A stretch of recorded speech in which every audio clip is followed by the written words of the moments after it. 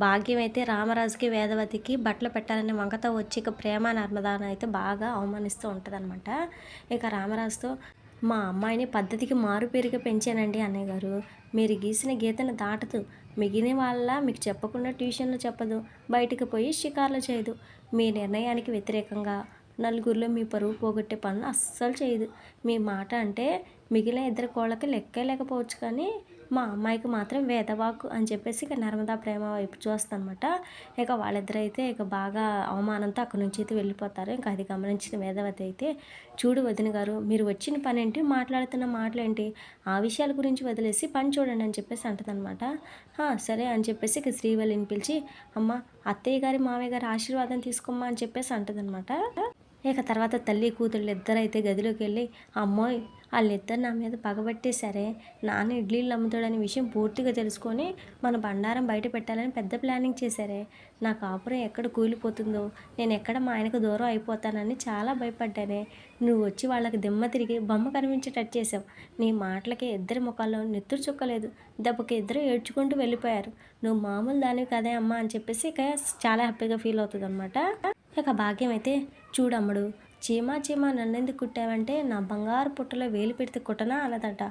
After all మట్టి పుట్టలో వేలు పెడితేనే చీమకు అంత నొప్పి వస్తే మరి నా కూతురి కాపురం జోలికి వస్తే నాకెంత కోపం వస్తుంది. ఇక్కడ నుంచి వాళ్ళని ఓ ఆట ఆడుకుంటాను, సింహాలంటే నా ముందా వాళ్ళ కుప్పి గంతులు అని చెప్పేసి అంటూ ఉంటుంది అనమాట. ఇక ఎంతలో చందు అయితే సడన్గా వచ్చేసరికి కొంపదీసి వినేసాడా అని చెప్పేసి ఇద్దరైతే కంగారు పడుతూ ఉంటాడు. ఇక చందు అయితే వాళ్ళ వైపు కోపంగా చూసేసరికి, అమ్మోయ్ విన్నాడంటావా, ఎలా ఇరికిపోయావేంటే బాబు అని చెప్పేసి ఇద్దరు అయితే అనుకుంటూ ఉంటారన్నమాట. ఇక చందు రాగానే, అల్లుడి గారితో నువ్వు మాట్లాడుకోమ్మా, నేను వెళ్ళి వస్తాను అని చెప్పేసి బయటికి వెళ్ళిపోతూ ఉంటుంది అనమాట భాగ్యం. ఆగండి అత్తయ్య గారు, నేను మీతో మాట్లాడాలని చెప్పేసి చందు అయితే అంటాడు. అయ్య బాబోయ్ నాతో మాట్లాడాలా, ఏ విషయం గురించి అండి అని చెప్పేసి భాగ్యం అయితే అంటది. 10 లక్షల గురించి అని చెప్పేసి అనేసరికి ఇక భాగ్యం శ్రీవల్లి ఇద్దరు అయితే షాక్ అయిపోతారు. అబ్బా అసలే ఎలా ఇరికిపోయావేంటని చెప్పేసి అనుకుంటూ ఉండదన్నమాట భాగ్యం. 10 రోజుల్లో డబ్బులు వస్తాయి ఇస్తాను అన్నారు, ఇప్పటికీ ఎన్ని రోజులైంది అని చెప్పేసి సీరియస్గా అడుగుతూ ఉంటాడనమాట చందు. అయితే భాగ్యం, అల్లుడు గారండి, మా డబ్బులన్నీ పెద్ద మొత్తంలో ఓ చోట ఇరిక్కిపోయాయండి, అందుకే మీకు డబ్బులు ఇవ్వడం ఆలస్యం అయిందండి. ఓ వారం 10 రోజులు ఆగండి, మీ డబ్బులు మీకు పూల్లో పెట్టేసి ఇచ్చేస్తామండి అని చెప్పేసి భాగ్యం అయితే అంటదనమాట. ఇక ఆ మాటకి చందు అయితే, ఏం మాట్లాడుతున్నారు అత్తయ్య, ఇంకా వారం 10 రోజులేంటి, నేను ఆ 10 లక్షలు వడ్డీకి తీసుకొని వచ్చానని మీకు చెప్పాను కదా, ఆ షేటు ఆఫీస్కి వచ్చి బెదిరిస్తున్నాడు, వెంటనే ఇవ్వకపోతే విషయం నాన్నకు చెప్తానని అంటున్నాడు, నా ప్రాబ్లం అర్థం చేసుకోండి అత్తయ్య అని చెప్పేసి అంటాడనమాట. అయ్యో మీరు అపార్థం చేసుకోకండి అల్లుడు గారు, మిమ్మల్ని అర్థం చేసుకున్నా కదా అని చెప్పేసి భాగ్యం అయితే అంటదనమాట.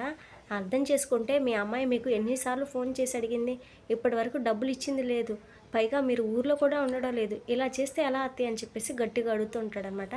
ఇక భాగ్యం అయితే, ఇప్పటి వరకు ఆగారు కదా, ఒక్క వారం ఆగండి అల్లుడు గారు, ఒక్క వారంలో మీ డబ్బులు మీకు ఇచ్చేస్తా అని చెప్పేసి అంటదనమాట. ఇక చందు అయితే, లేదత్తయ్య మిమ్మల్ని ఫోర్స్ చేసి అడుగుతున్నందుకు మీరు మరోలా అనుకోకండి, నేను మీకు ఒక్కరోజు కూడా టైం ఇవ్వలేను, నాకు అర్జెంటుగా డబ్బులు కావాలి, మీరు ఏమనుకున్నా పర్లేదు, నాకు డబ్బులు ఇవ్వాల్సిందని చెప్పేసి అంటాడనమాట.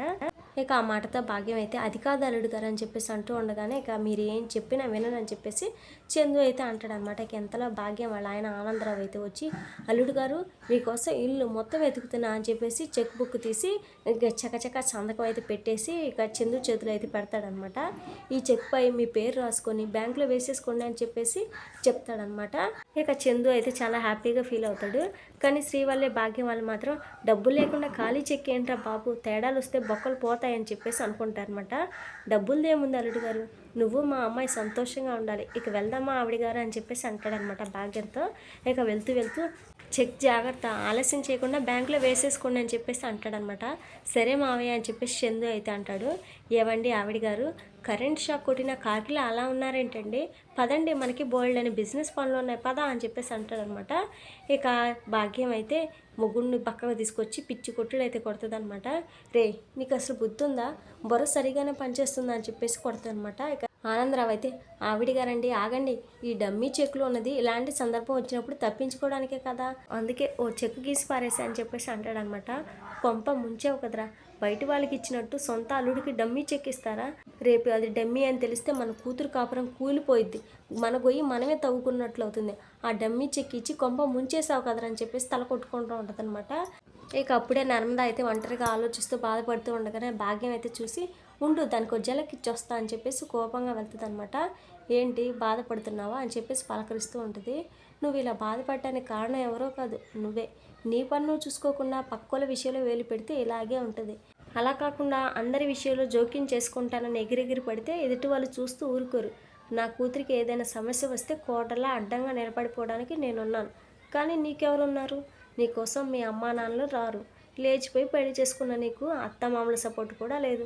ఫైనల్గా నీకు చెప్పేది ఏంటంటే, నువ్వు ఈ ఇంట్లో ఏకాకివి. ఎంతలో ఉండాలో అంతలోనే ఉండు. ఇంకోసారి నా కూతురు జోలికి వస్తే జీవితాలు తలకిందులైపోతాయి, గుర్తుపెట్టుకో. వెళ్ళొస్తా అని చెప్పేసి వార్నింగ్ వేస్తుంది అనమాట. అయితే భాగ్యం ఇంక వెళ్తూ ఉండగానే ఇంకా నర్మద అయితే చిటికేసి మరి భాగ్యాన్ని అయితే ఆపి ఇక భాగ్యానికి అయితే మంచి కౌంటర్ అయితే ఇస్తుంది అనమాట. ఇక వాళ్ళ డ్రామా కంపెనీ వాళ్ళ ఇంటికైతే వెళ్ళి రేపు తల్లి కూతురికి ఇద్దరికి కలిపి మంచి ఆట అయితే ఆడేసుకుంటుంది అనమాట ఇద్దరిని. ఇది ఫ్రెండ్స్ మరి వాటి వీడియో. నెక్స్ట్ ఏం జరగబోతుంది ఏంటి అనేది మిస్ అవ్వకుండా తెలుసుకోవాలనుకుంటే మన ఛానల్ని సబ్స్క్రైబ్ చేసి సపోర్ట్ చేయండి. Thank you friends.